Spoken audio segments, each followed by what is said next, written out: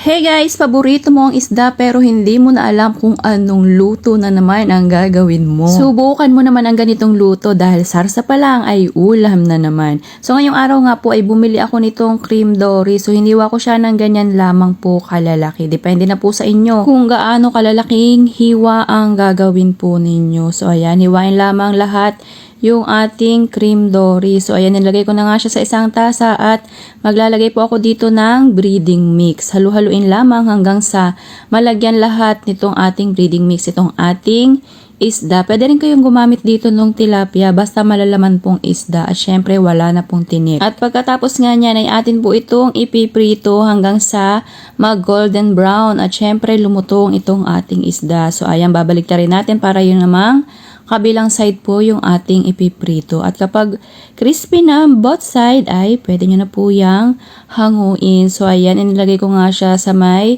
sa isang lalagyan na may tissue para naman masipsip yung ating mantika.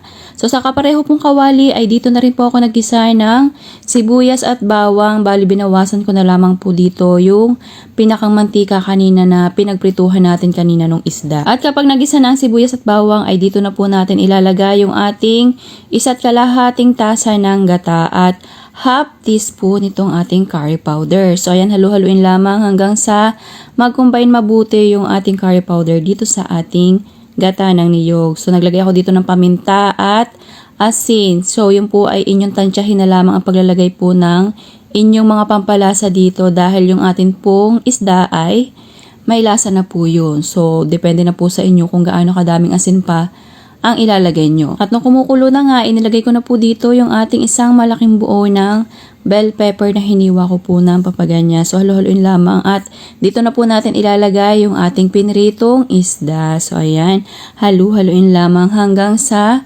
malagyan lahat nitong ating pinakang sauce, itong ating pritong isda. So ayan, hayaan lamang po yan sa katamtamang lakas na lamang po ng apoy. At syempre, naglagay po ako dito ng kincha. Yan naman po ay optional na lang. Pwede pong wala niyan. At hinayaan ko pa nga sa 1 minuto sa katamtamang lakas lamang ng apoy para naman manood yung lasa ng ating pinakanggata dito po sa ating isda.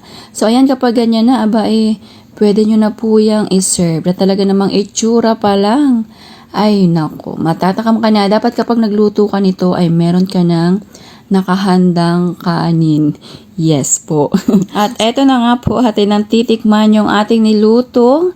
Napakasarap na ulam. So ang tawag po dito ay fish curry. So ayan, itsura pa lang. At isang subo pa lang ay talaga namang namnam na namnam mo yung lasa nitong ating nilutong ulam. Nako, subukan mo na rin ito dahil talaga namang napakasarap. Itsura pa lang at kitang-kita mo naman na talaga namang matatakam ka na.